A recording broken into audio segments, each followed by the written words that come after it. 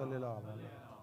फ़क़ाल जिब्राईल या रब्बी अताज़ुनुली अन अहबित इलल अर्ज़ अकूनु मअहुम सादिसन फ़क़ाल अल्लाहु नअम क़द अज़िनतु लक फ़अबत अल अमीन जिब्राईल फ़क़ाल अस्सलामु अलैका या रसूलल्लाह अल अलियुल आला यक़रउका अस्सलाम व यख़ुस्सुका बित्तहिय्यति वल इकराम व यक़ूलु लका व इज़्ज़ती व जलाली इन्नी मा ख़लक़तु समान मबनिया वला अर्ज़न मदहिया वला ख़मरन मुनीरा वला शम्सन मुज़िया वला फ़लकन यदूरु व यजरी वला फ़ुल्कन यसरी इल्ला लिअजलिकुम महब्बतकुम वक़द अज़िन ली अन अदख़िला माकुम फ़हल तअज़ुनु ली या रसूलल्लाह क़ाल रसूलुल्लाह व अलैकुस्सलाम या अमीन वही इन्नहु नअम क़द अज़िनतु लक फ़दख़ल जिब्राईल मअना तहतल किसाए क़ाल लिअबी इन्नल्लाह क़द औहा इलैकुम यक़ूलु इन्नमा युरीदुल्लाह लियुज़हिबा अन्कुम रिज्सा अहलुल बैत व युतहिरकुम तत्हीरा मुहम्मदिन व आले मुहम्मद क़ाल अलीयुन लिअबी या रसूलल्लाह अख़बिरनी मा जुलूसिना हाज़ा तहतल किसाए मिनल फ़ज़्ल इन्नल्लाह फ़क़ाल नबी वल्लज़ी बअसनी बिल-हक़्क़ि नबिय्यन वस्तफ़ानी बिर्रिसालति नजिय्यन मा ज़ुकिरना ख़बरुना हाज़ा फ़ी महफ़िल मिन महाफ़िल अहलिल अर्ज़ व फ़ीहि जमउन मिन शिअतिना व मुहिब्बीना इल्ला व नज़लत अलैहिमुर रहमा व ख़फ़्फ़त बिहिमुल मलाइकतु वस्तग़फ़रत लहुम इला अन यतफ़र्रक़ू फ़क़ाल अलीयुन इज़्ज़ा वल्लाहि फ़ुज़ना फ़अज़ा शिअतुना व रब्बिल कअबा अल्लाहुम्मा सल्लि अला मुहम्मदिन व आलि मुहम्मद फ़क़ाल नबी सानियन या अली वल्लज़ी बअसनी बिल-हक़्क़ि नबिय्यन वस्तफ़ानी बिर्रिसालति नजिय्यन मा ज़ुकिरना ख़बरुना हाज़ा फ़ी महफ़िल मिन महाफ़िल अहलिल अर्ज़ व फ़ीहि जमउन मिन शिअतिना व मुहिब्बीना व फ़ीहि महमूमुन इल्ला फ़रजल्लाहु हम्महु वला महमूमुन इल्ला व कशफ़ल्लाहु गम्महु वला तालिबु हाजतहु इल्ला व क़ज़ल्लाहु हाजतहु फ़क़ाल अलीयुन इज़्ज़ा वल्लाहि फ़ुज़ना व सुइदना व कज़ालिका शिअतुना फ़अज़ा व सुइदु फ़िद दुनिया वल आखिरति व रब्बिल कअबा अल्लाहुम्मा सल्लि अला मुहम्मदिन व आलि मुहम्मद। बिस्मिल्लाह तशरीफ़ लाइए।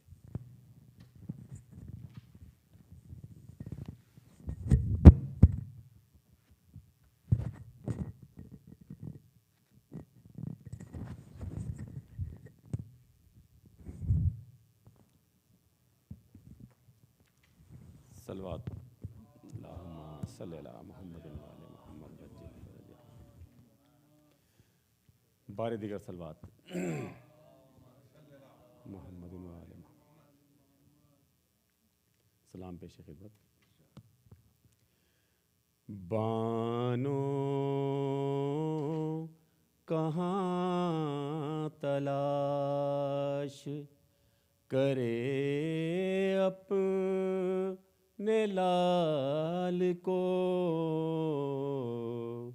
बानो कहाँ तलाश करे अपने नब के साथ रोती हैं सब मिल के बीबियाँ जब देखती हैं रोज़ वो वक़्ते ज़वाल को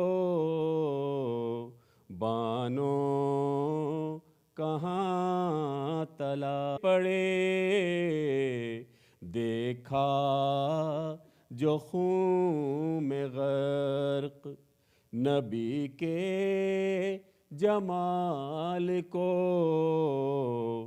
देखा जो खून में गर्क नबी के जमाल को बानो कहाँ तलाश और शब्बीर मेरे पास है सदक़े को बस यही शब्बीर मेरे पास है सदक़े को बस यही झूले से ला के दे दिया बानों ने लाल को झूले से ला के दे दिया बानों ने लाल को बानों कहाँ तलाश।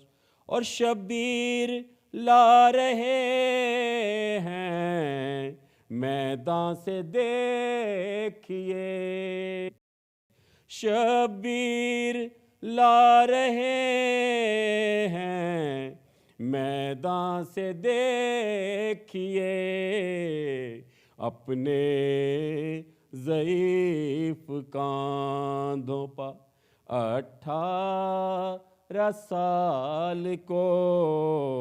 और बाज़ारे शाम में वो असीरों का काफ़िला,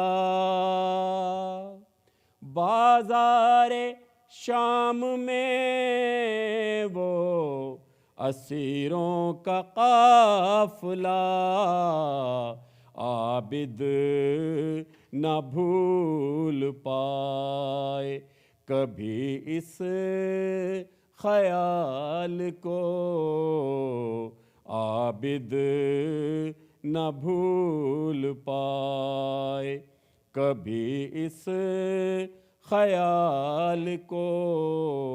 अरे लैला दुआएं करती रहीं बाद कर बला, लैला दुआएं करती रहीं बाद कर बला, या रब जुदा न करना किसी माँ से लाल को, या रब जुदा न करना किसी माँ से लाल को। शब्बीर अपने रोज़े पे बुलवाएंगे ज़रूर, शब्बीर अपने रोज़े पे बुलवाएंगे ज़रूर। तौक़ीर तू निकाल दे दिल से मलाल को, बानो कहाँ तलाश करे अपने लाल को, जंगल में मार डाला है ज़हरा की आल को, बानो कहाँ तलाश।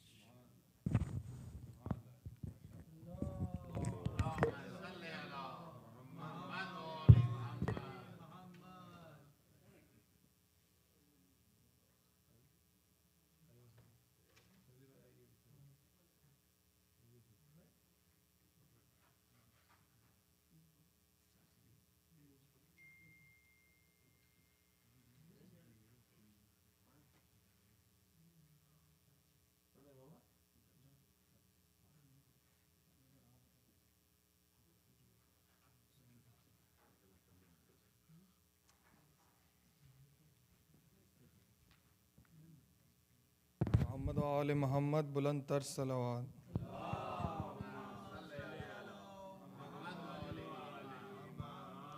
फ़ज़ाइल की चंद शेर। मोहम्मद व आले मोहम्मद बुलंद तर सलावत।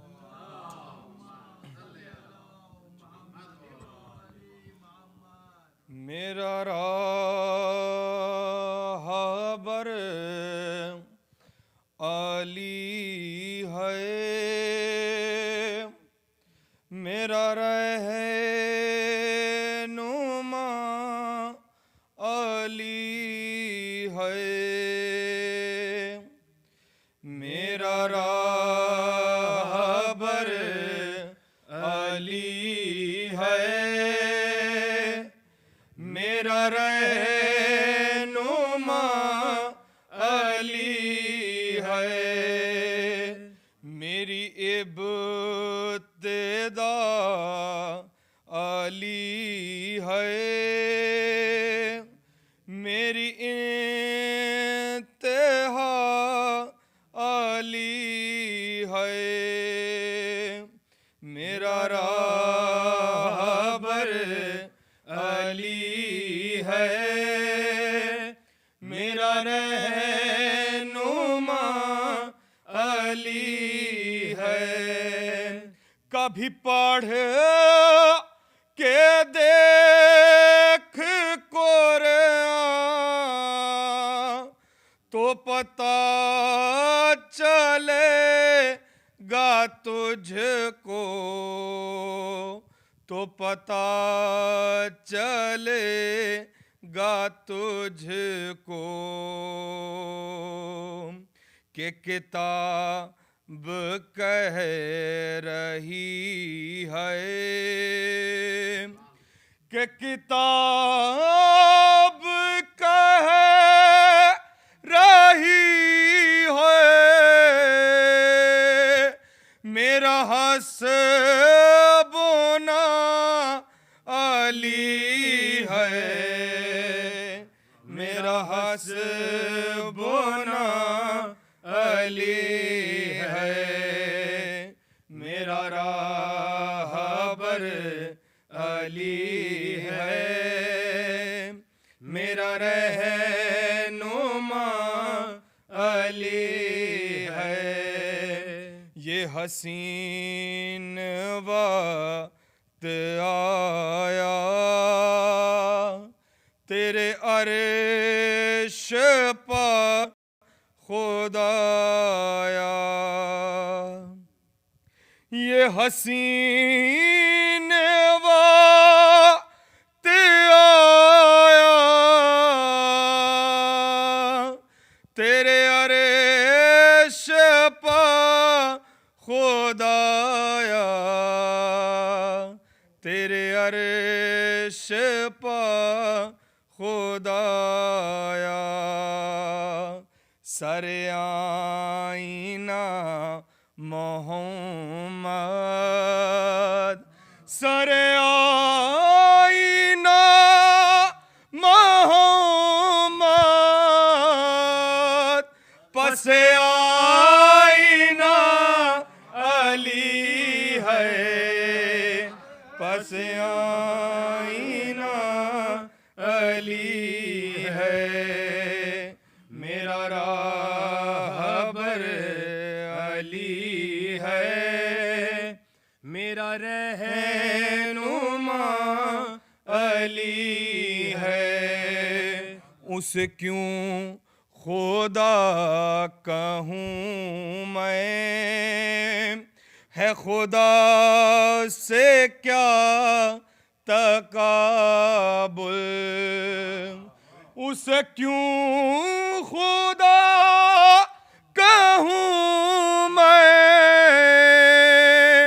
है खुदा से क्या तकाबुल, है खुदा से क्या तकाबुल। जहाँ चुप है रब्बे अकबर, अरे जहाँ चुप है रब्बे अकबर,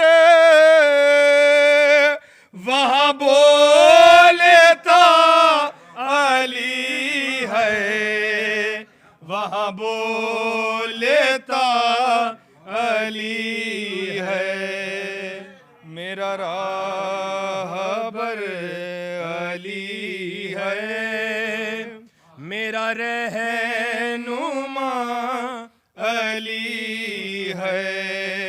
मैं हूँ कर बला का शायर, ये शरफ है शाद मेरा, मैं हूँ कर बला का शायर,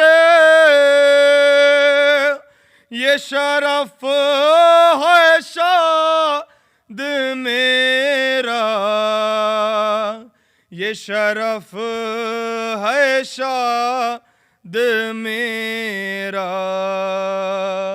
मैं अली को चाहता हूँ, मैं अली चाहता हूँ, मुझे चाहता अली है, मुझे चाहता अली है। मोहम्मद वाले मोहम्मद बुलंदतर सलवात।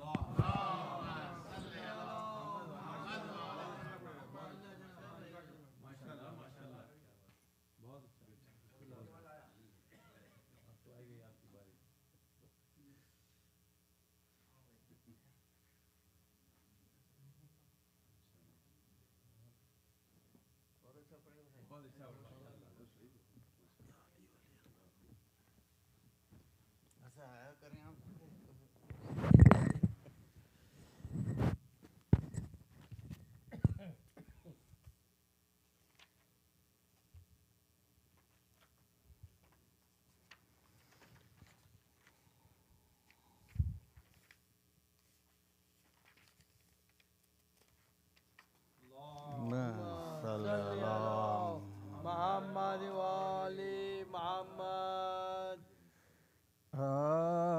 जब खातिमा बखैर हुआ फौज शाह का,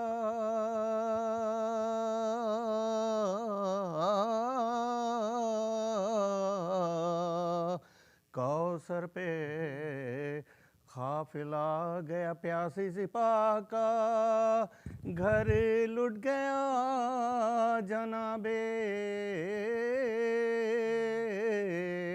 रिसालत पनाह का, खाक उड़ रही थी हाल ये था बार का, खाक उड़ रही थी हाल ये था बार का।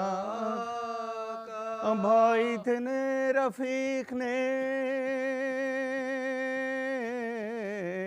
वो नूर ऐन थे, दो बहनें रोने वाली थी और एक हुसैन, दो बहनें रोने वाली थी और एक हुसैन थे। और फरमाते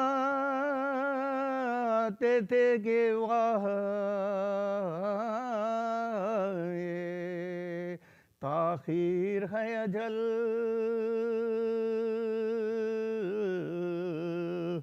अकबर के पास कौन सा था अजीज का महल, अब मुझको एक बरस के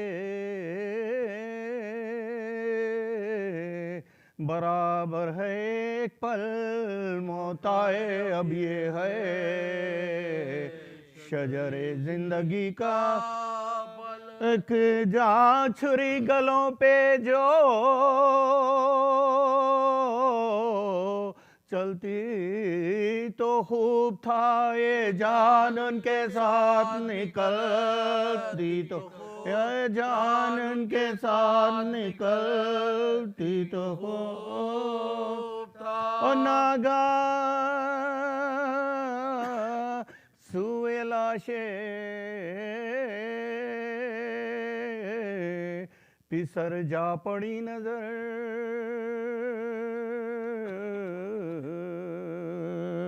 चिल्लाए दिल को थाम के सुल्तान बहरोबर, अरे सोते हो क्या धरे हुए, रुखसार खाक पर अकबर उठो के घोड़े से गिरता है अब, अकबर उठो के घोड़े से गिरता है अब, भूले पिदर को नींद में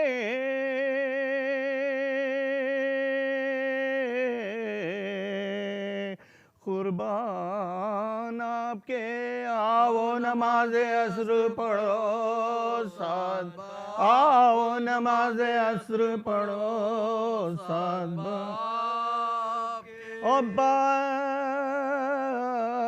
नामदार, 23 से उठ के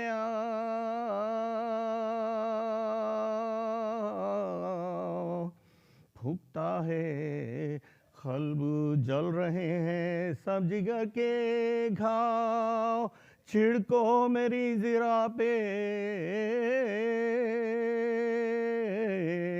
जो पानी कहीं से पाओ, चलते हुए अदम के मुसाफिर से मिलते, चलते हुए अदम के मुसाफिर से मिलते। गफलत की तुमको नींद है, शब्बीर क्या करे मेरी तरह किसी को ना बेकस खुदा, मेरी तरह किसी को ना बेकस खुदा। और चिल्लाया फौज को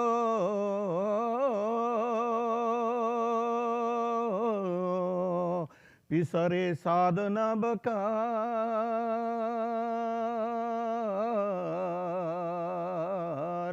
लो घेर लो हुसैन को सब मिलके एक बार, पलटे परे सवारों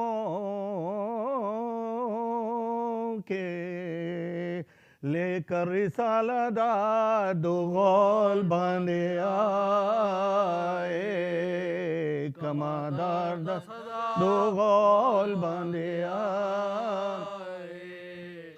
कमादार और तीर अफगानों में तेगों में भालों में घिर गए, बेकस हुसैन बर्चियों वालों में, बेकस हुसैन बर्चियों वालों में गिर गए। और सैयद के मर्तबे को ना जाना हजार है, तीरों से सदरे पाक को छाना हजार है, शान थे नावकों का नशाना हजार है, सैन्यों का वो बर्चियाँ खाना, मजलूम का ये बर्चियाँ खाना। और टूटे थे सब रसूल के प्यारे हुसैन पर, क्या वक्त पड़ गया था तुम्हारे, क्या वक्त पड़ गया था तुम्हारे हुसैन। और फिजा ने जाके खैमे में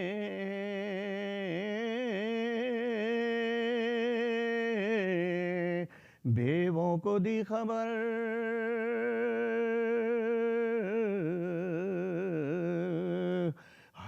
है मेरे खुजादे का कटता है तन से सर, बिस्तर से उठ के गिर पड़े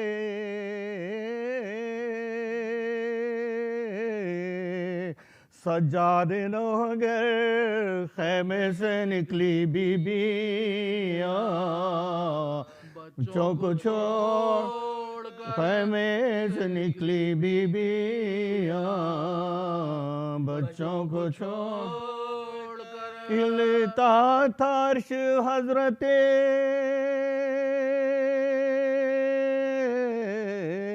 ज़ैनब के बहन से, गिर गिर के दौड़ती थी के मिलूं, गिर गिर के दौड़ती थी के मिलूं हुसैन। और शय के कराहने की जो आने लगी सदा,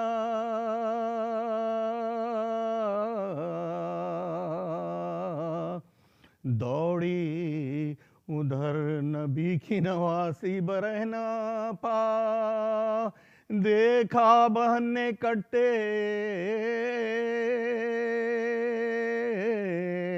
हुए भाई का गला आँखों पे हाथ रख के, गिरी बिनते मुर्तज़ा आँखों पे हाथ रख के, गिरी बिनते मुर्तज़ा गम से कलेजा फट गया,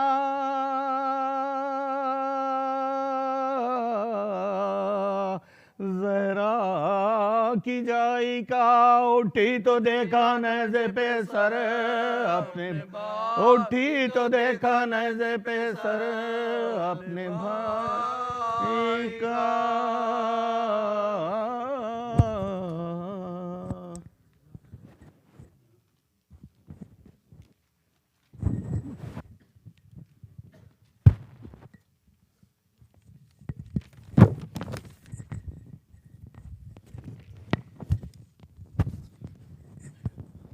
There is a request for Surah Fatiha. The request for Surah Fatiha for Zafar Abbas Jafri, Muharram Ali Mirza, Sayyida Parvez, Hasnain Akhtar Jafri, Irshad Begum, Hussain Mehdi, Mushtaq Jafri, and the other family members of tonight's sponsor. Bismillah. Alhamdulillah Rabbil Alamin. Sirat al-Mustaqim, Sirat al-Ladina an'amta alayhim. Qul huwallahu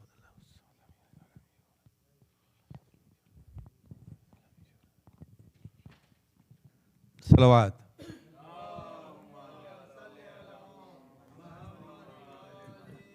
Tonight is the last majlis by Sayyid Mustafa Masood in Baitul Khaim. May Allah give him more tawfiq, inshallah, and health so we can hear him more often, inshallah. He has traveled all the way from England just to be for these 3 days, for Friday, Saturday, and Sunday, and we really benefited from him. He's a very noble character, mashallah. May Allah give him a long life also. An announcement as far as Arba'in is concerned, the series of Arba'in Majalis will start on Thursday. Just a reminder, they start on Thursday, Friday, Saturday, Sunday. And, Maulana Takhfi from Atlanta will be with us. The time of the Majalis is the same, 8 p.m. But on Saturday, which is the day of the Arba'in, we'll have a Majlis during the day, in the morning. We'll have Amal of Arba'in around 10 a.m. and then immediately after that we'll have a brief Majlis, and we'll also have a Majlis in the evening. So on the day of Arba'in, which is Saturday the 19th of October, there are 2 Majalis, one in the morning, one in the evening here at Baitul Khaim. So please attend both of them. And I'll make the announcements of the program after that with Maulana Absar Naqvi, inshallah, as we go along. And it is the hadith of the 11th Imam that one of the signs of Mu'min is to do Ziyarati of Arba'in. So please be here for that, inshallah. So with a loud salawat, let's welcome Mustafa Masood, inshallah.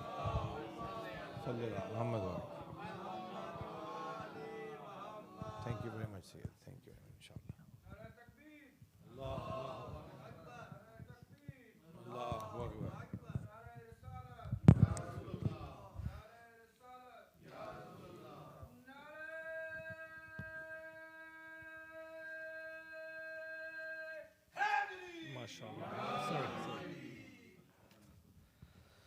رحم الله من يقرأ سورة الفاتحة.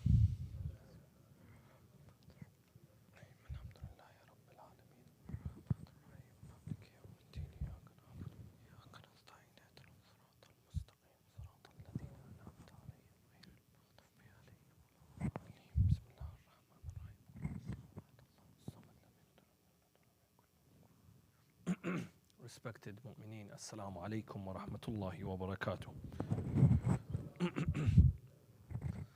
Bismillah ar-Rahman ar-Rahim. Sallallahu alayka ya Sayyidi wa ya Mawlaya ya Aba Abdullah. صلى الله عليك يا ابن رسول الله يا رحمة الله الواسعة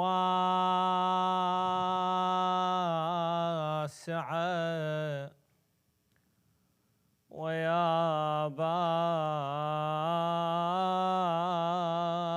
نجاة أمة الأمة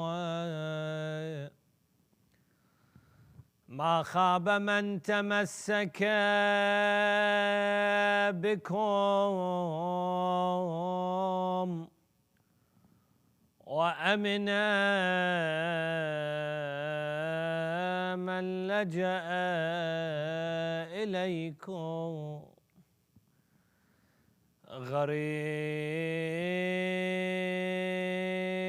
يا مظلوم كربلاء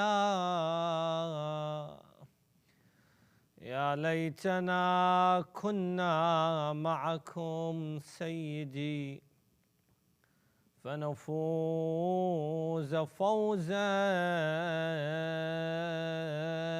عظيما.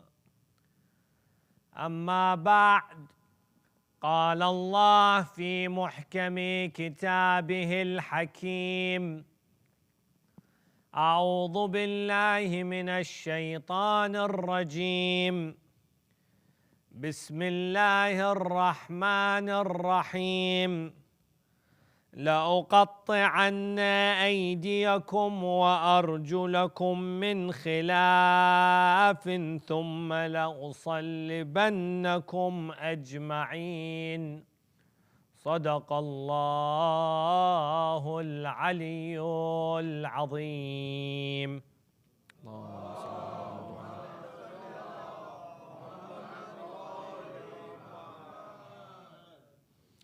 The story of Nabi Musa alayhi salam, Moses, is mentioned in the Quran in many different occasions. And the verse we will look at in tonight's lecture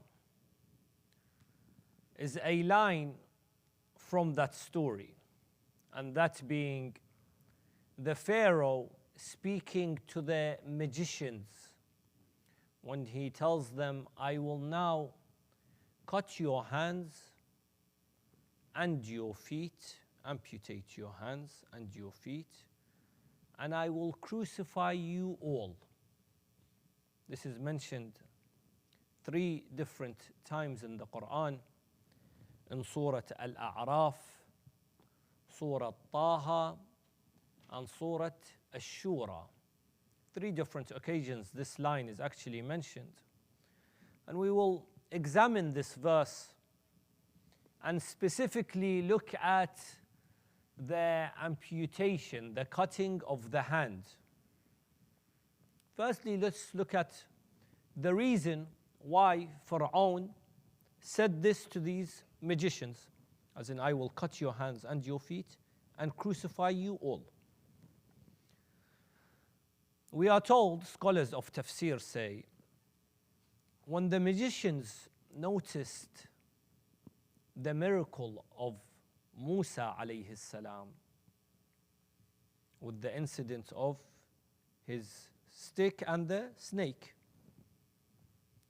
they realized that their magic was what? Was some quick hand movement and some fooling of the eyes, and that it was magic, made up.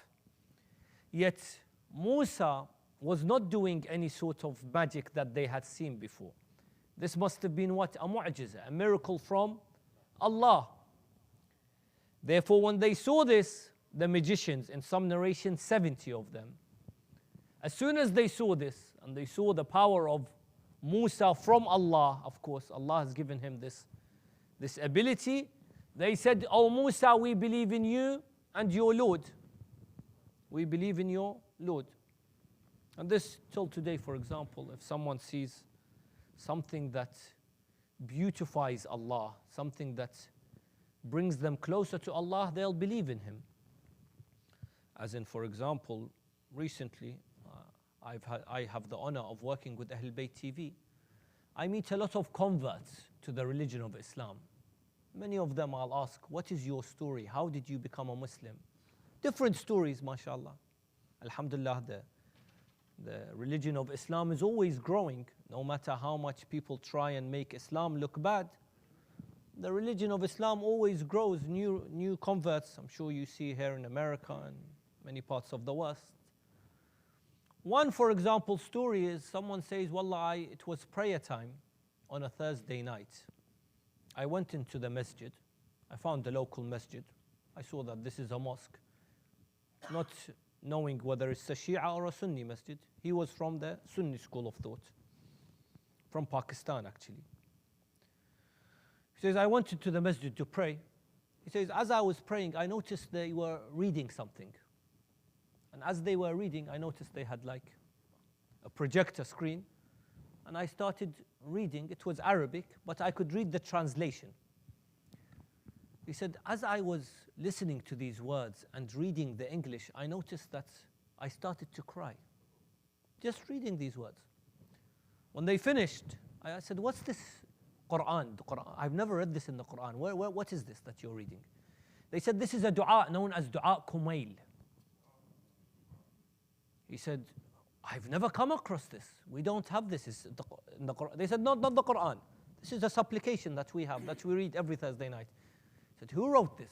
They said, this is the dua of Amir al-Mu'mineen, Ali ibn Abi Talib alayhi salam.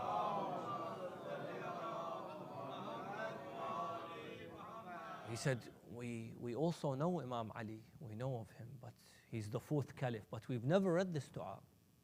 He said to the people, I want to follow the religion of this man, Ali. I want to follow your path. From what? From just what? Listening to some words of dua Kumail, and he is now a follower of the Ahlul Bayt alayhum salam. So sometimes it takes something, in our eyes it might be something small. Because for example, we take dua Kumail for granted, something that we always do. Thursday night, you come to the masjid, so you read dua Kumail.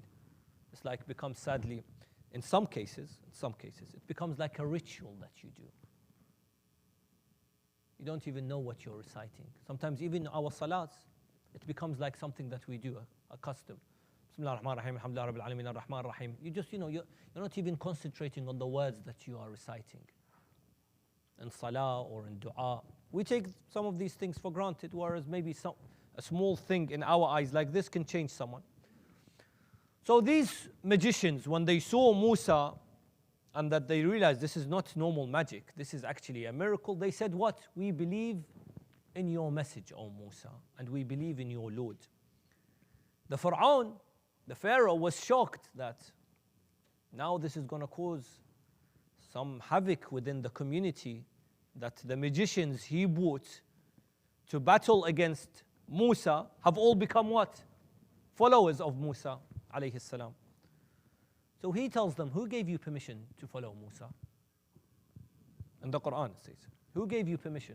I have not given you permission to do anything. And it's as if Pharaoh, he lived and wanted the people that live in his time to become his slaves, not only as slaves physically, but slaves with their brain. Today we have this. The media do not want you to think. Certain governments, they don't want you to think. They want to do the thinking for you. Today we have this. If we are not slaves physically, we are slaves what? Logically, because they control how we think. In certain countries, even in those Middle Eastern countries, call themselves Muslims, the governments control the people and they control their thinking. Don't do this, do it like this. They control the way. Women can only vote now. Women can drive. Before, women cannot drive. Women can vote now. Before, women. They control. They call themselves the custodian of the Haramain, but he is a tyrant. Anyway, Pharaoh's the same. He said, who gave you permission to think? Who gave you permission to believe? لَأُقَطِّعَنَّ I will now cut your hands, amputate your hands, and your feet, and I will crucify you. Because what? Because you have believed in the message of Musa alayhi salam. And as I mentioned, I want to examine this verse and particularly the cutting of the hand. Because the hand is an important limb in the body. As in, they say, crucify the person who steals. No one mentions this. Or in other religions like Hinduism, they say if anyone steals gold or silver, you must kill them. All religions have laws and boundaries, because what's the point of a legal system? Is to what? Put boundaries, to put a law, to put a framework on how things should run. Not, wallah, I make my own law. For example, if all of a sudden tomorrow in the world they say you can make your own law, there's no more government, no more police, everyone makes their own law, what will happen the next day? Within maybe a few minutes there'll be havoc. It will cause chaos. The law what? Brings order, protects people's properties, protects people's lives, protects people's intellect, gives people their rights. The legal Islamic law is the same. It gives people their rights. Those that accuse Islam of amputating hands have not really understood the reasons behind this, and we will come to this. But interestingly, when it comes to this law, and there's conditions which we'll look at inshallah. The law says cut the hand, but from where do I cut it? And this is an incident that happened in the time of Imam al-Jawad alayhi salam, Muhammad al-Jawad salamullahi alayhi. Of course, it's happened before, but this comes to mind. In the time of Al-Mu'tasim, the Abbasid Caliph, was sitting in his palace, and someone came that they had caught stealing, and he fit all the there are 19 conditions before a hand is cut. We'll look at that. He fit the criteria. They said, we have to cut his hand. Al-Mu'tasim looked at the scholars next to him. He said, where do we cut the hand from? Someone said, we cut it from the shoulder. Mu'tasim said, that doesn't make sense. Cut all his hand from here? What's the rules? Give me proof for this law. Someone said, you cut it from the elbow. He said, what's your proof? He said, the ayah of wudu, the verse of wudu, which says, وَاغْسُلُوا أَيْدِيَكُمْ, wash your hands. We wash our hands from where? From the elbow. So we cut his hands from the elbow. Poor man was going to have his hands cut from the elbow. Mu'tasim says, that doesn't make sense. Call me a Jawad. By the way, he's his enemy, but still, when these people, they wanted the truth, they always went to who? The Ahlul Bayt. Even in the time of the second caliph. The second caliph, whenever there was a problem, he called Ali ibn Abi Talib. Whenever there was a question that confused him, even though he was confused all his life. But whenever there was a question, he'd call who? Ali ibn Abi Talib alayhi salam. So he said, call me a Jawad. Al-Mu'tasim said, call me a Jawad. So they called Imam al-Jawad salamullahi alayhi, in which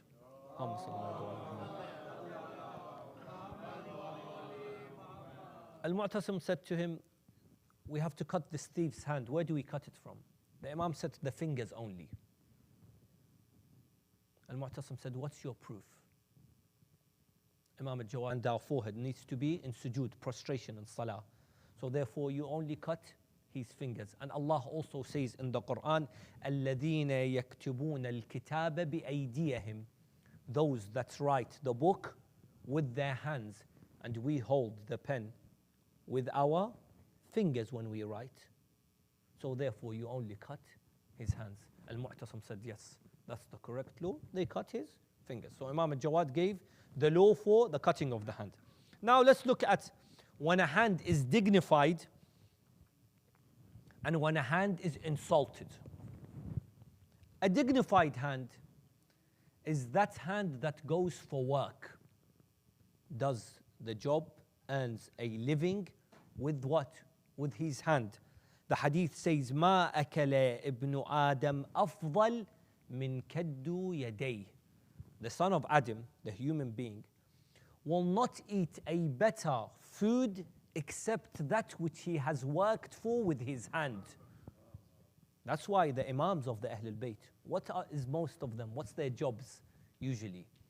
Alhamdulillah, nowadays we have most of they sit at home. They don't have jobs. They say, I don't need a job. Anyway, the imams of the Ahlul Bayt, they all had jobs. All what? They all had a farm usually, and they would go out and harvest in their farm. They would work with their hands. So the hand is something that is dignified when it what? When it goes and works in the way of Allah. That's why it's respected. In a hadith, in the Prophet's mosque, while the Prophet was sitting down, a man came who was a farmer or someone that worked in the farm. And his hands were somewhat roughened up because of the work that he does. You know, sometimes your hand becomes rough because you work with it. So this companion came into the mosque. When he came in, he put his hands out to say salam to someone else. The other person he put his hands out to say salam to was a tradesman, was a businessman, we can say, modern day businessman today. He looked at his hand and he wasn't comfortable shaking his hand, so he pulled his hands away. He did not shake the other Muslim's hand. Rasulullah, he saw this with his eyes. He went to that farmer, he took his hands and he kissed it. Then he said, Yadan yuhibbuha Allah wa rasuluh. This is the hand that is loved by Allah and the Rasul, the Holy Messenger. To give a lesson that a hand is dignified. What? That hand that works. And for example, the hand that returns home, we have another hadith. A man that returns home to his family, the hadith says it's mustahab, recommended to not go home empty-handed. Every day you go home to your wife, to your children. Make sure you do not go home empty-handed. Make sure you have bought something for them. That's why nowadays we have the mobile. When we're on our way home, we call our wives or our whoever is at home and say, do you want any shopping? Shall I get anything? And if we don't call, we get in trouble. So you have to make that phone call. Shall I get anything? And the hadith says that you must what? Go home with your hands, especially if you have children. Make sure you go home, even if it's something small. But the hadith, Rasulullah says, go home with something in your hand. That's why Amir al-Mu'mineen, Ali ibn Abi Talib, always, during his caliphate, he was the leader of the time. In Kufa, he was carrying shopping. He's always carrying shopping when he's going home. Something small for his family. The companions would all surround him and they say, oh, Ali, let us carry it for you. You're the caliph, you know, you're the imam, let us carry it. And imam would refuse. He would say, Abu al-Iyal ahaqqu bihamlih. The father of the family is more, it's his right to carry the stuff for his family, the food, whatever it is, for his family. So he would carry it what? For his wife, for Hassan and Hussein, for Zainab salamullahi alayhim. He would carry the food. So this is what? When a hand is what? Dignified, respected. This is one condition, or one example, sorry. Second example, a hand that defends itself. A hand, in some cases, carries a weapon to, I'm precise here, to defend itself. Not to attack, no, to defend itself. So we're not told, you know, Islam's a religion of killing people. No. Islam's a peaceful religion. Islam always looks for the way out. Till the last moment, Imam al-Hussein on the day of Ashura wanted the peaceful way out. He said, let me go back. Let me go back from where I came from. Imam al-Hussein alayhi salam, by the way, someone says, why does he say that? You Shia say he knows he's going to be killed. So why does he tell them, let me go back? He's putting the hujjah on them, the proof. That listen, I gave you the chance. Let me go back to Medina. They say no. He said, let me go to Yemen. No. Let me go to Basra. No. He says, I don't want you to spill my blood. Imam al-Hussein, till the last moment, he wears, the hadith, the maqtal says, he wears the Prophet's turban and he goes out dressed to remind them, look, I am the flesh of Rasulullah. I am the Holy Prophet. He tells them, ask Jabir ibn Abdullah, ask so-and-so, ask so-and-so what Rasulullah said about me and my brother. Al-Hasani wal-Husayn, Sayyidi Shababi Ahl al-Jannah. Al-Husaynu minni wa ana min Husayn. He reminds them in case they say, Wallah, we've forgotten. But of course, as we mentioned in yesterday's lecture, they were bled. Their eyes, their vision, their hearts became hard. So a hand that carries a weapon in defense is also a dignified hand. Recently, in 2014, when terrorists, Daesh, ISIL, attacked Iraq, the Grand Marji'iyya represented in Najaf al-Ashraf by Ayatollah al-Udma al-Sayyid Ali al-Husseini al-Sistani, gave a fatwa of jihad in defense. He said, oh Iraqis, not oh Muslims, he said, oh Iraqis, go out and defend your dignity, your home, your places of worship. He didn't say defend the shrines only Karbala and Najaf. No, your places of worship, your dignity, your home, and fight against terrorists. Those hands that carried the weapons to fight terrorists for the rest of the world, by the way, for the rest of the world, on behalf of the world, on behalf of all other governments, those hands are dignified because they fought in defense of themselves. There's a difference in attacking like Daesh did, which does not represent Islam. This terrorist group does not represent Islam. They were created to bring Islam down. Those hands that carried the weapons in defense are dignified hands. Like the hand that carried Dhul Fiqar in many battles in defense of the religion of Islam. He himself says, Amir al-Mu'mineen says, I did not carry this weapon to oppress people.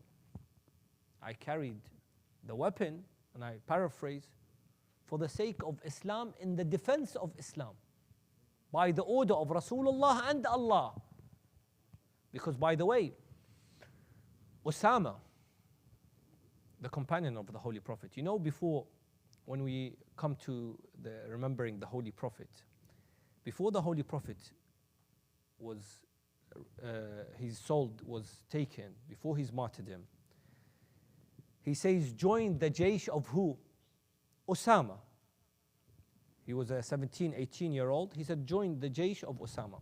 This Osama, by the way, later on in history, Osama, when Amir al-Mu'mineen became the caliph of the time, because he's always Amir al-Mu'mineen, but when he received the caliphate, Osama said, I would not give you allegiance to Ali.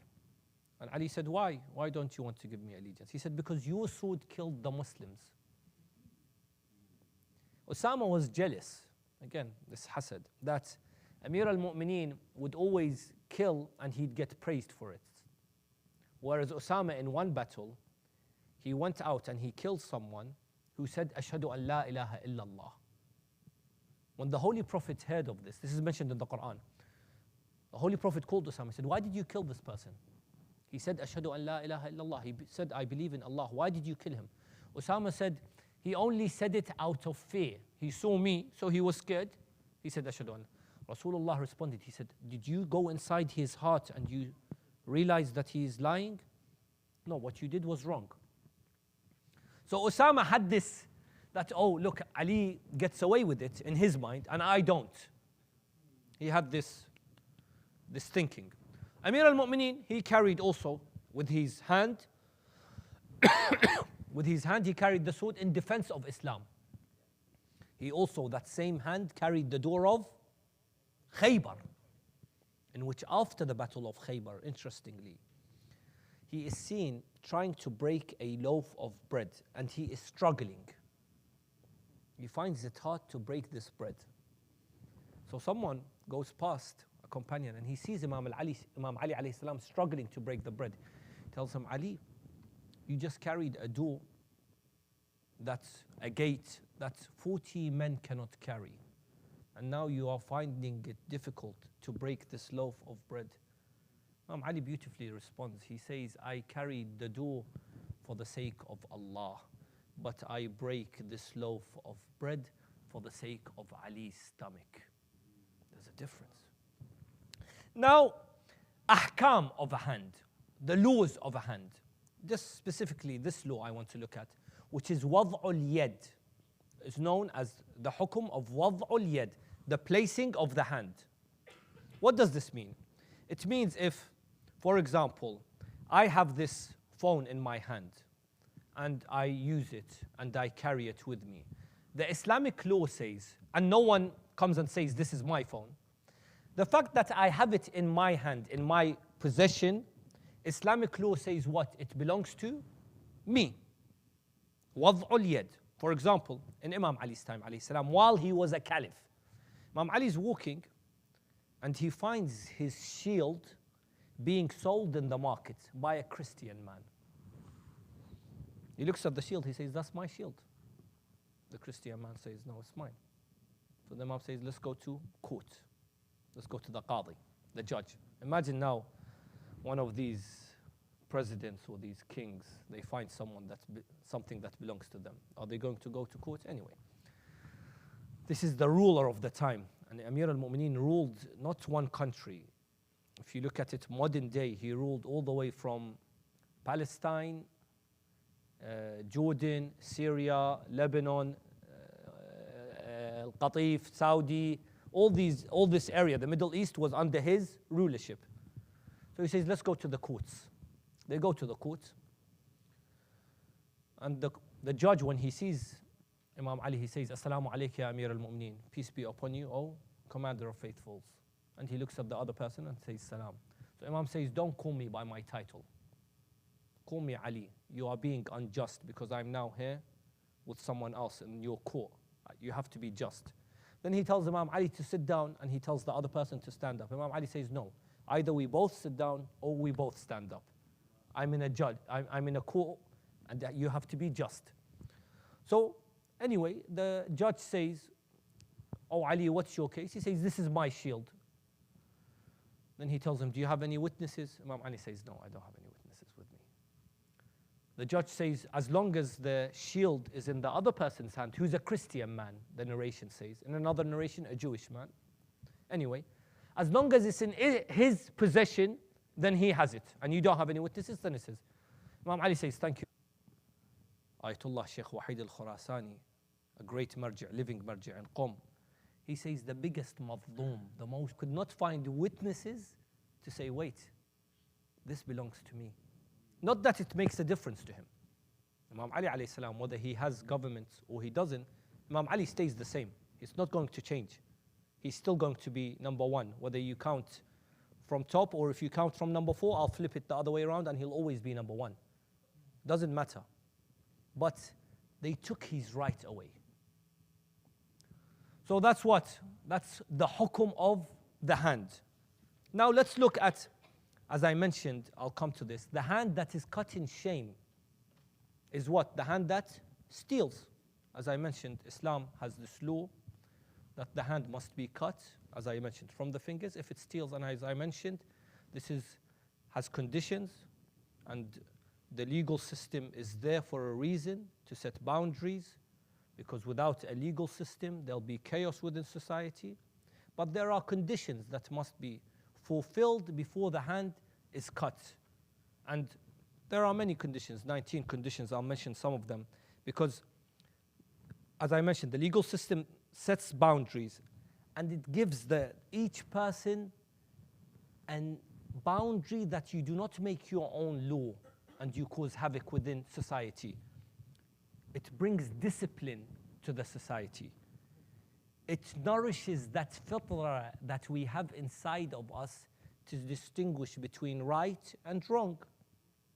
There's a law, so it gives you that nourishment of the soul. And it protects, as I mentioned, people's rights, people's properties. So no one all of a sudden starts stealing, so there's laws. From these conditions, it must be done in an Islamic state. As in, he'll never hear someone catching someone stealing something from him in the USA, for example, in Jersey, and then he'll say, I'm going to cut your hand, I'm a Muslim. Have you ever heard of this? No, it doesn't work that way. Otherwise, we would have had people with amputated hands everywhere. So Islam says it has to be in an Islamic state. It can't be done anywhere. Other scholars even say it has to be done by an infallible. That not anyone can do it, a ma'soom only. The person that steals has to be a sane person. He's not someone that's insane. We are not living in a time of poverty or famine. There has to be 2 witnesses that saw him stealing. The item that he has stolen is not in a public place. As in, if I have left my phone over here and someone comes and steals it, the rule doesn't count because I've left it in a public place. It has to be somewhere hidden that he has to come and steal it. These are all conditions before what? All these conditions must be ticked before the law actually takes place. The person stealing has to know the law. The first time he steals, you give him a warning. The second time he steals, you give him another warning. The third time, the condition is fulfilled. If he says, I repent, then you do not cut his hands. All these conditions have to be met before what? Before the law takes place. And these conditions, for them all to take place, is very rare. And as I mentioned, one of the most important conditions, according to some scholars, that it has to be done by a ma'soom, an infallible. So that's what? One law, that the hand is cut in shame because you have stolen. And as I mentioned, the law is not vengeance. It's not to say, Wallah, you did this, so I do revenge on you. The law is there to what? To bring discipline into the society. And not every law works, by the way. Someone might say, your laws, this law won't work. I say, imprisonment today in most Western countries doesn't work. Because most of these people, when you put them in prison, when they come out, what happens? They're criminals. Most, obviously, I don't want to generalize, because of course there's cases where, no, they come out, they're much better people, and they go into the society, and they bring good into society. But generally, if you look at reports of people that are in prison, most of the times what? They go back. So the imprisonment system is not always the right system, correct? So again, this is something that scholars, people that study this can research this, but not someone who hasn't studied anything. All of a sudden he starts accusing Islam of being a barbaric religion, and he doesn't even know that there are conditions that must be set before the hand is cut.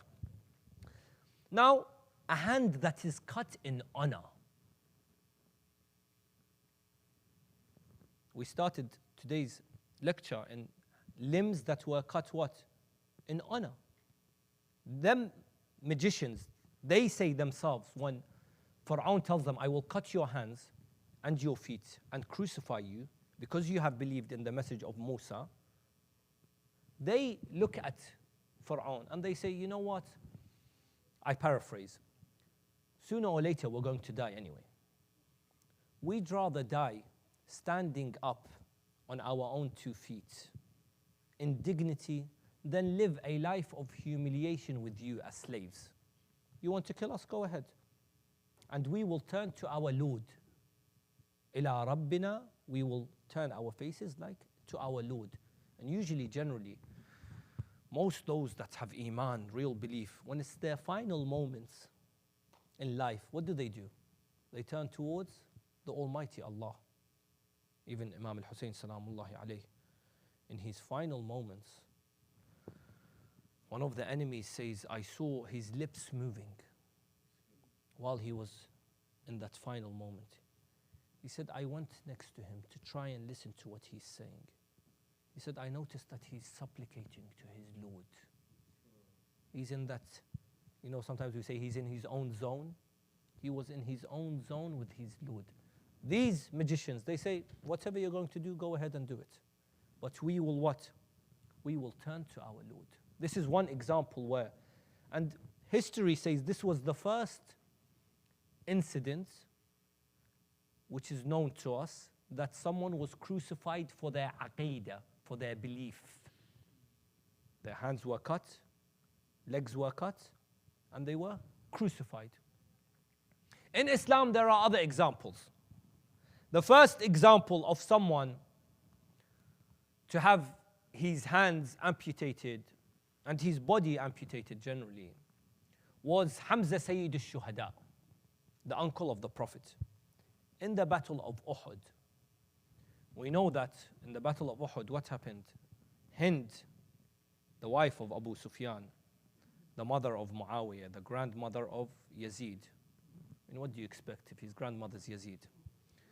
Yabna akilat al-akbad. When Zainab alayhi salam, she speaks to him, she tells him, O son of the women that chews on livers. Yabna al-tulaqa, O son of the freed one. Hind, after Hamza's martyrdom, her and Abu Sufyan first he brings his spear and he places it on the cheeks of Hamza. Subhanallah, someone goes past this Abu Sufyan and he looks at him and he says, "You are a real coward." Someone from his own army. He says, "Why?" He says, "If he was asleep, you wouldn't dare walk past him. Not touch him. You wouldn't dare walk past him if Hamza was asleep. Yet look at you, you're a coward now. Now that he's dead, you come and place your spear on his cheeks." Then Hind calls Wahshi and they amputate the arms of Hamza alayhi salam, and they cut his ears and his nose, and she chews on his livers. In a hadith I came across, she makes a necklace out of the ears and the nose of Hamza. Look how disgusting these Bani Umayyah are. This is one example of what? Of someone that went through this amputation after his death, obviously. Because after his death, he doesn't really feel anything, no matter what they do to him, was Hamza. And the first majlis, Rasulullah, when he returned to Medina, and this is very important. And wherever I mention Hamza, I mention this point. And this is for this community and any community that I visit.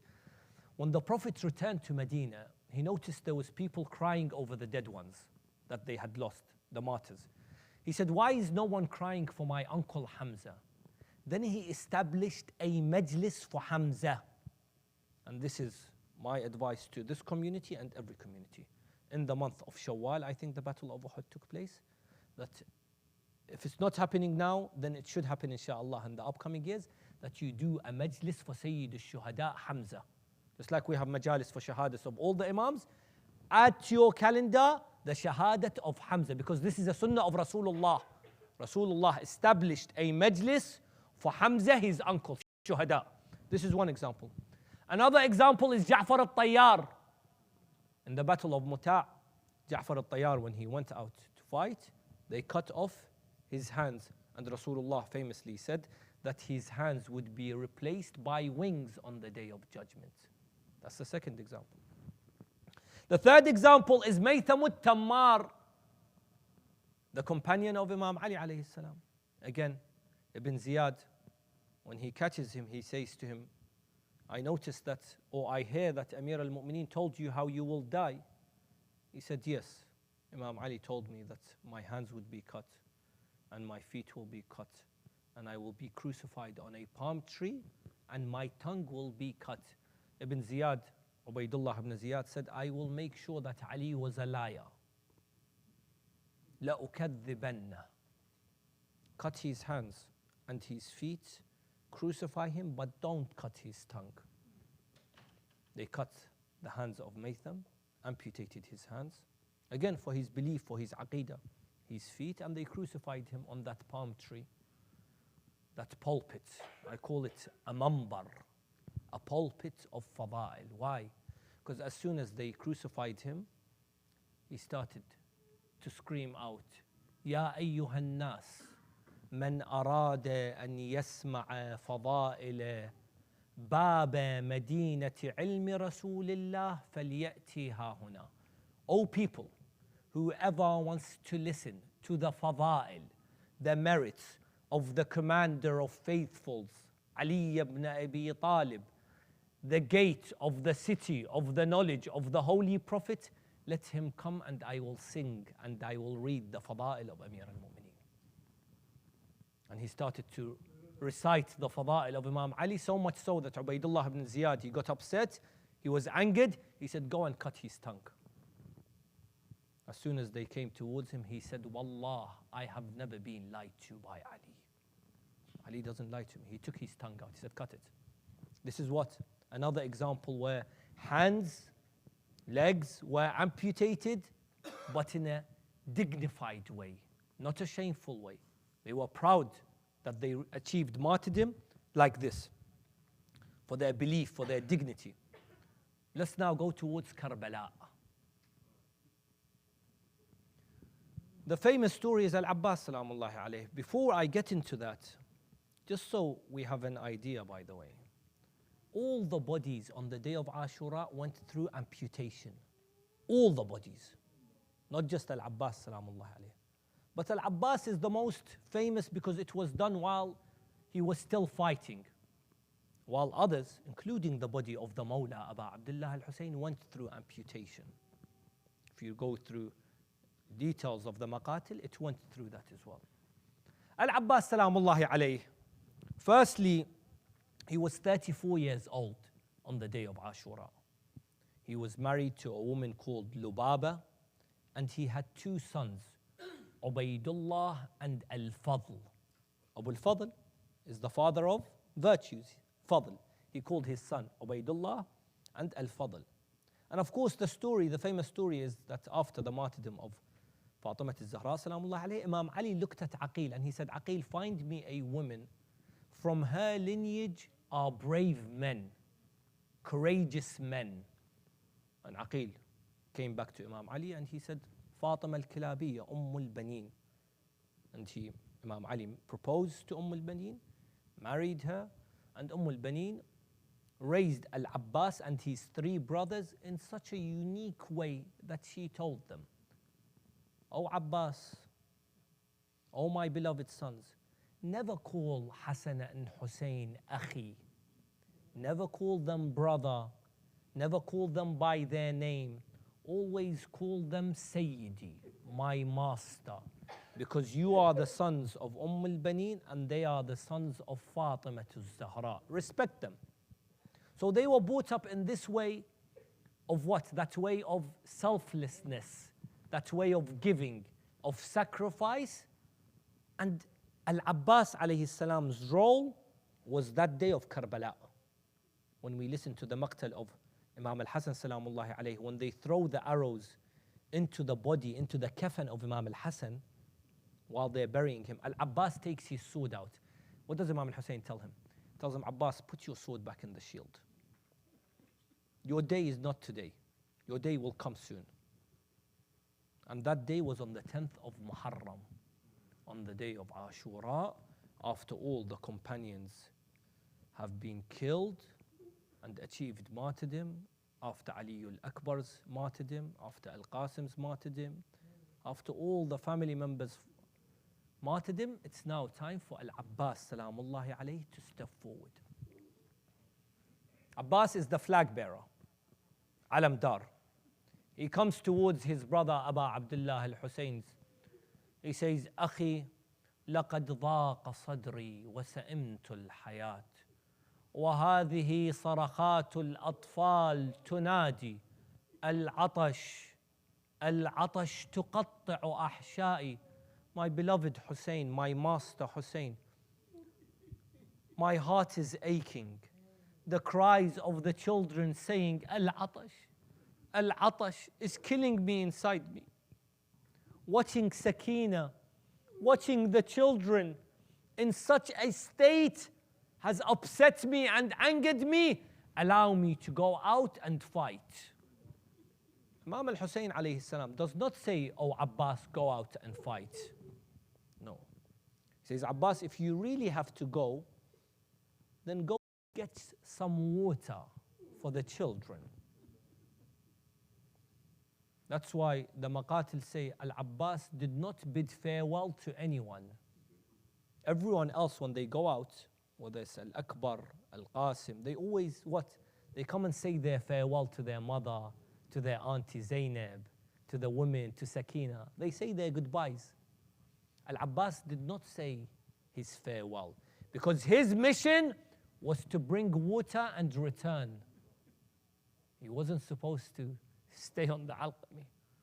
He entered the battlefield carrying his sword and his flag, frowning at the enemies, as he was called Abbas, the one that frowns at enemies.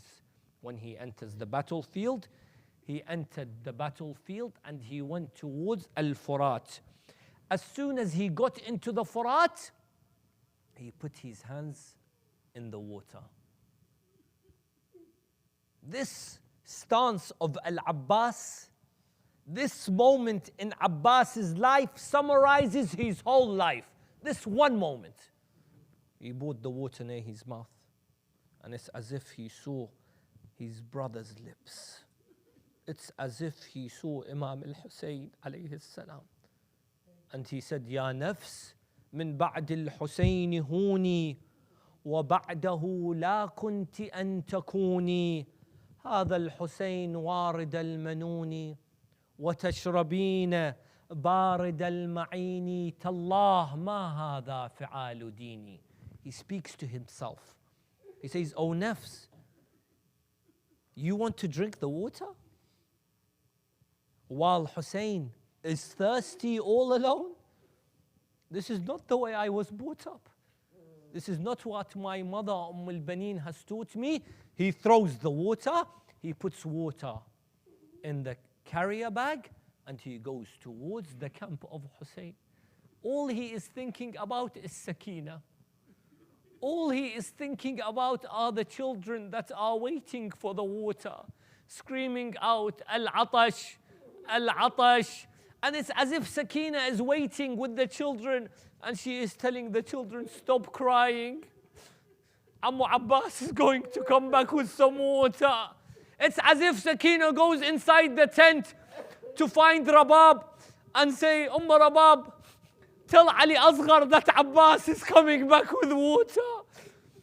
We're going to have our thirst quenched. Ammu Abbas is coming back. The whole camp is waiting for Abbas is to come back. Abi Abdullah al-Hussein is standing. As long as the flag is carried, Imam al-Hussein is happy. As long as he can see the flag in Abbas's hand, Imam al-Hussein is happy. Abbas is coming back.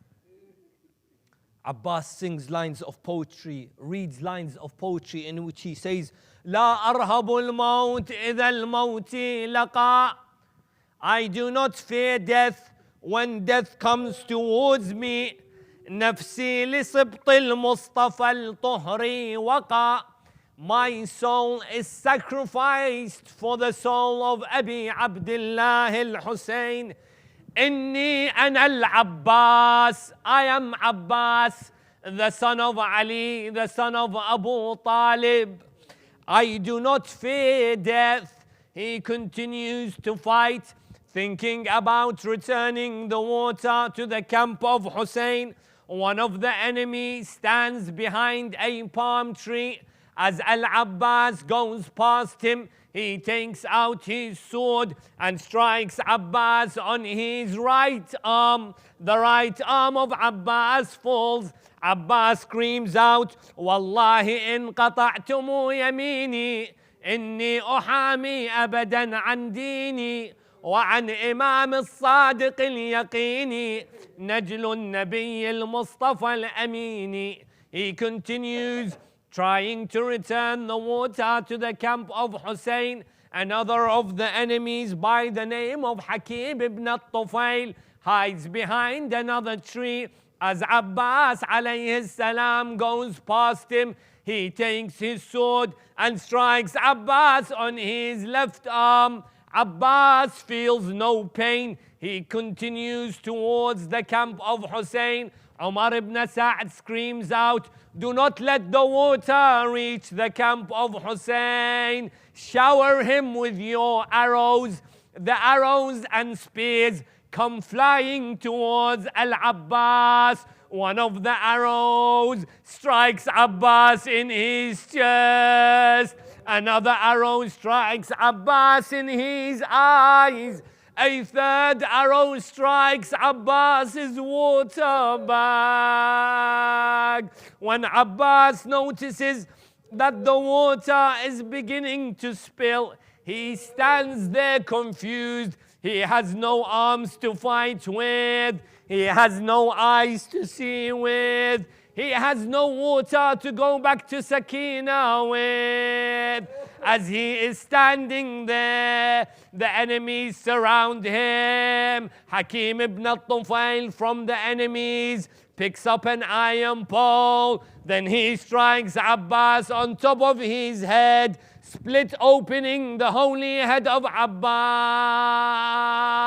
Abbas falls onto the plains of Karbala.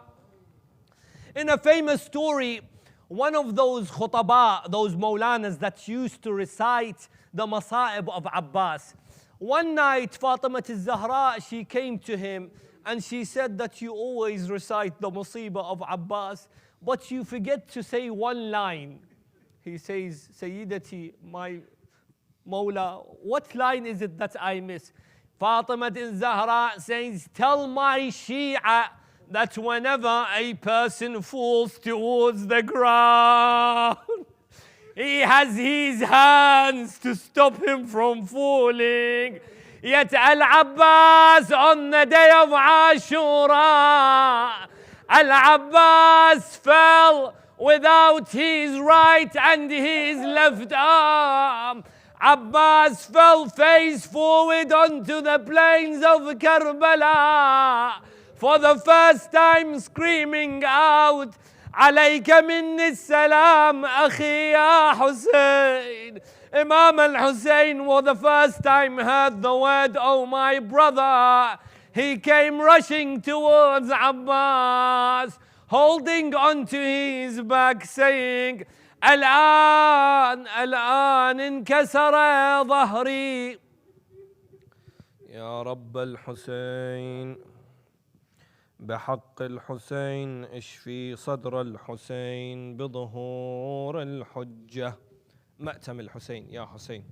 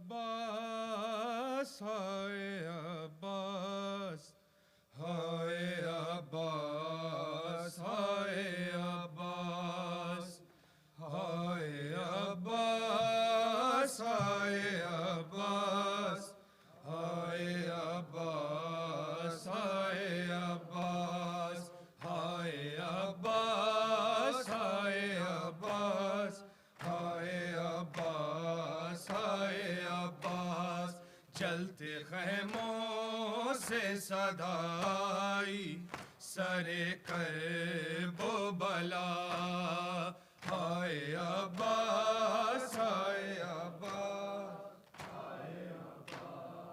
हाय अब्बास लो खबर जल्द के अब बेस्तर सजाद जला हाय अब्बास हाय अब्बास हाय अब्बास हाय अब्बास तन्हा 18 बरादर की बहन है बन में नींद क्यों आ गई है भाई बताओ रन में नींद से जागो छिनी से नबे मुज़्तर की रिदा हाय अब्बास हाय अब्बास हाय अब्बास हाय अब्बास हाय अब्बास हाय अब्बास हाय अब्बास मेरा गाजी मेरा सफदर मेरा मीरे लश्कर देख बेआस है पर्दे से में तेरी ख्वाहिश कट गया से थे पैगंबर का भी सजदे में गला हाय अब्बास हाय अब्बास हाय अब्बास हाय अब्बास हाय अब्बास हाय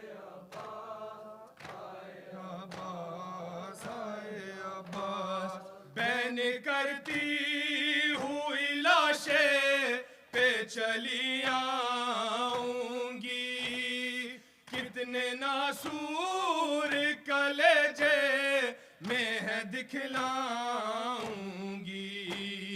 मेरी तकदीर में कुछ भी नहीं अशकों के सिवा। हाय अब्बास, हाय अब्बास, हाय अब्बास, हाय अब्बास, हाय अब्बास, हाय अब्बास, हाय अब्बास, हाय अब्बास।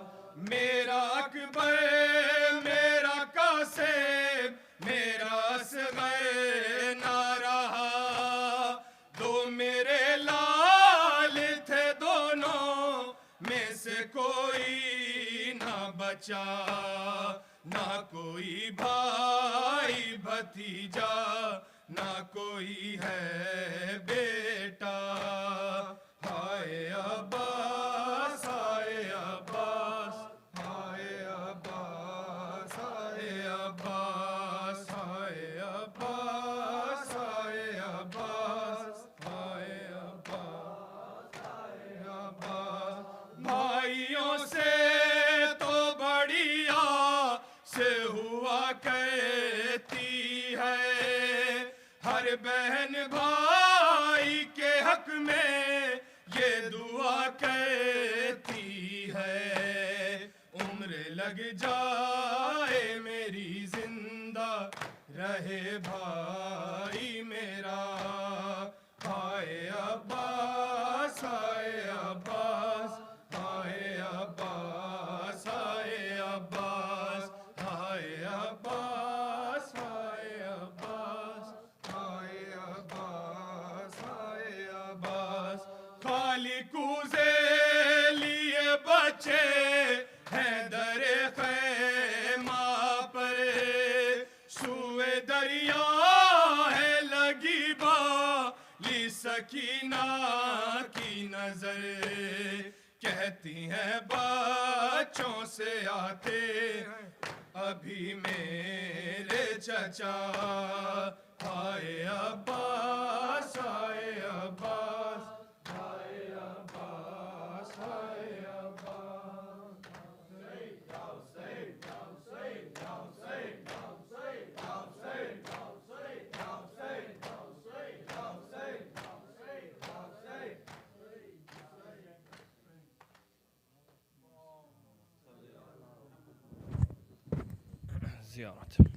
السلام على رسول الله أمين الله على وحيه وعزائم أمره، الخاتم لما سبق والفاتح لما استقبل والمهيمن على ذلك كله ورحمة الله وبركاته.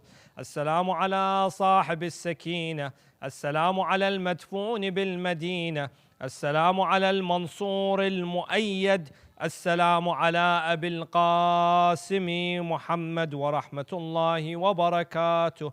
السلام عليك يا رسول الله، وعلى ابن عمك أمير المؤمنين، وعلى بضعتك فاطمة الزهراء سيدة نساء العالمين.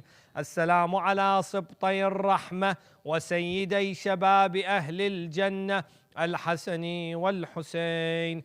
السلام عليك يا أبا عبد الله، وعلى الأرواح التي حلت بفنائك. عليك مني سلام الله أبدا ما بقيت، وبقي الليل والنهار، ولا جعله الله آخر العهد مني لزيارتكم. السلام على الحسين، وعلى علي بن الحسين، وعلى أولاد الحسين، وعلى أصحاب الحسين، وعلى حامل لواء الحسين أبا الفضل العباس، وعلى أخته زينب الكبرى ورحمة الله وبركاته.